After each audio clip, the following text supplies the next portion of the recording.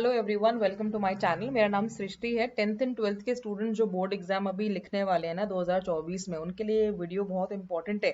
क्योंकि इस वीडियो में मैं आपको बता रही हूँ कि आप मोटिवेटेड कैसे रहेंगे अपनी तैयारी के दौरान, आपको डिस्ट्रैक्शन से कैसे बचना है और आप एग्जाम के दिन पर कैसे परफॉर्म करेंगे बेस्ट मैक्सिमम। ठीक है, तो इसीलिए ये वीडियो इंपॉर्टेंट है, तो ध्यान से सुनना। सबसे पहले मैं बात कर रही हूँ कि आपका जो माइंडसेट है वो कैसा होना चाहिए। सबसे पहले माइंडसेट की अगर मैं बात करूँ तो पहले आपको ना इंटरनली मोटिवेटेड होना बहुत ज़रूरी है। इस टाइम पे आपको इंटरनली मोटिवेटेड होना ज़रूरी है, यानी कि आपके मन से मोटिवेशन आना चाहिए कि आपको पढ़ाई करनी है। और ये मोटिवेशन तब रहेगा जब आप अपने गोल को विजुअलाइज करोगे। तो गोल को हमेशा विजुअलाइज करो, मुझे कितने परसेंट मार्क्स लाने हैं या कितना मेरे को ग्रेड चाहिए। सेकंड है, आपको वाई अपना ढूंढना है कि मैं इतनी पढ़ाई क्यों कर रहा हूँ। आपका जो एम है, जो फाइनल एम है, उसको याद करके आप जो है अपना पेपर की तैयारी कीजिए अच्छी तरह से। तीसरी चीज़ ये है कि आपके पास एक बेसिक स्ट्रैटेजी होना ज़रूरी है। पढ़ाई का एक स्ट्रैटेजी, एक प्लान होना ज़रूरी है, जिसमें हमारी तीन चीज़ें आती हैं। एरोप्लेन जा रहा है तो उसको जाने दो। जिसमें हमारी तीन चीज़ें आती है स्ट्रैटेजी में। फर्स्ट इज आपका क्या बोल रही थी मैं, हाँ, पहला है आपका स्टडी मटेरियल। स्टडी मटेरियल जो आपको मिला हुआ है वो आपको अच्छी तरह से पढ़ना है स्टूडेंट्स। ठीक है, कम से कम 5 बार तो इसको पढ़ो। तभी ऐसा होता है कि चार जब ऑप्शंस आते हैं ना, तो उनमें से एक फटाक से आपको पता चल जाता है कि यही वो ऑप्शन है कि जो आपको क्लिक करना है। तो स्टडी मटेरियल को at least read 5 times. Second thing is sample question paper. Sample question paper जो आपका सीबीएसई की वेबसाइट्स पे है ना, मार्किंग स्कीम के साथ, उसको पढ़ लेना। मार्किंग स्कीम पढ़ने से समझ में आता है कि हर क्वेश्चन के कितने नंबर है, तो अकॉर्डिंगली आपको आंसर लिखना भी आएगा। तीसरी चीज है प्रीवियस ईयर पेपर। पिछले साल के पेपर भी पढ़ो। कम से कम 2023 के पढ़ो, 22 के पढ़ो, 21 के पढ़ो, 20 के पढ़ो और 19 के पढ़ो। 5 साल के तो पढ़ के जाओ। अगर नहीं टाइम है तो कम से कम 3 साल के तो पढ़ के जाओ, ताकि आपको आइडिया लगे कि जब सारे टॉपिक में से एक साथ क्वेश्चन आते हैं तो कैसा लगता है। ठीक है, तो अगर आपके पास टाइम है तो आप मॉक टेस्ट भी दे सकते हो, नहीं टाइम है तो बस एक बार पढ़ के जरूर जाओ। ठीक है। फोर्थ चीज ये है कि आपको अभी डिस्ट्रैक्शन से बच के रहना है। डिस्ट्रैक्शंस पे आपको ध्यान नहीं देना है कि ये इंपॉर्टेंट है ये पढ़ लो, ये इंपॉर्टेंट नहीं है इसको बिल्कुल छोड़ दो। अपनी कस्टमाइज्ड जो है तैयारी रखो। आपका जो प्रिपरेशन प्लान है वो कस्टमाइज्ड होना चाहिए आपके हिसाब से, आपकी कैपेसिटी एबिलिटी के हिसाब से। पांचवी चीज है, आप अपना वेलबींग ध्यान में रख के चलो। वेलबींग के लिए आप अच्छा खाना खा सकते हो, और एक्सरसाइज के लिए अगर टाइम है तो करो, नहीं है तो मत करो। और योगा या फिर मेंटल कुछ भी आप कर सकते हो। योगा या माइंडसेट के लिए कोई भी आप एक्टिविटी कर सकते हो अगर आपके पास टाइम है तो।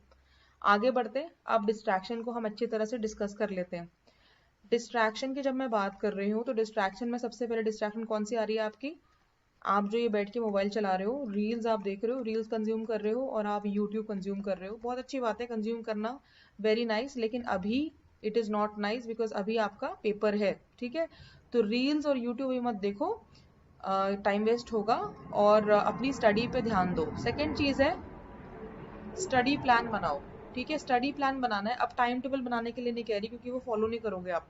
स्टडी प्लान मतलब आप अपने टाइम को ना चंक्स में डिवाइड करो। ठीक है, तो जैसे 2 घंटे का आपने एक चंक बना लिया, 3 घंटे का एक चंक बना लिया, 2 घंटे का एक चंक बना लिया। तो चंक मतलब कि एक पूरा जो स्टडी सेशन है, तो 2 घंटे का चलने वाला है, एक 3 घंटे का चलेगा, एक 2 घंटे का चलेगा, या इससे भी ज्यादा अगर आप पढ़ाई कर सकते हो तो बहुत अच्छी बात है।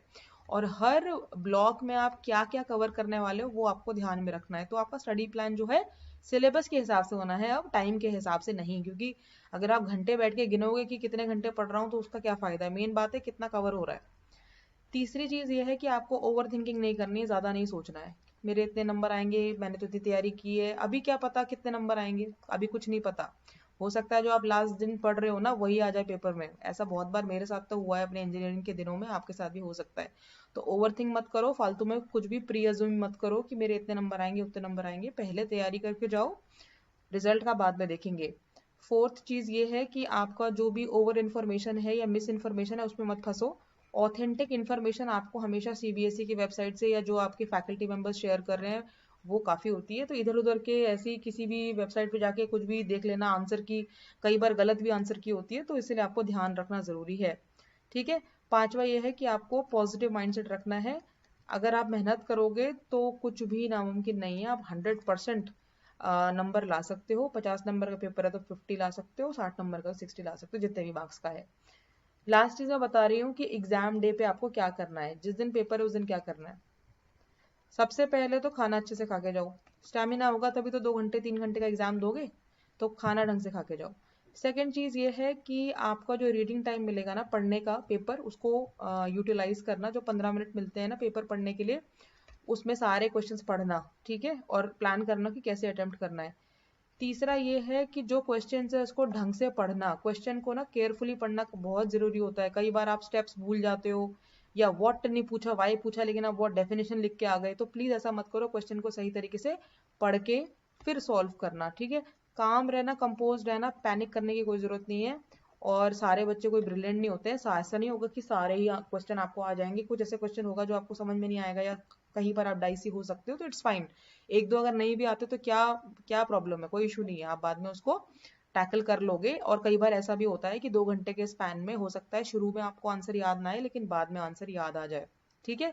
तो ये ख्याल आपको रखना है एग्जाम के दिन, और सेल्फ बिलीव रखना है। जब आप एग्जाम देने जा रहे हो तो खुद पे भरोसा करो, किसी और से ज्यादा अपने पे भरोसा करो, ठीक है। सेल्फ बिलीफ रखो कि मैंने जितनी भी पढ़ाई करी है, मैंने प्रिपेयर किया है, और आज मैं अपना बेस्ट परफॉर्म यहाँ पे करके आऊंगी या आऊंगा। और इस माइंडसेट से आपको जो है अपने बोर्ड एग्जाम देने हैं। और अच्छा माइंडसेट रखिए, पॉजिटिव माइंडसेट रखिए, and you will get the results that you truly deserve, ठीक है। तो आपको रिजल्ट्स मिलेंगे, अच्छे रिजल्ट्स मिलेंगे।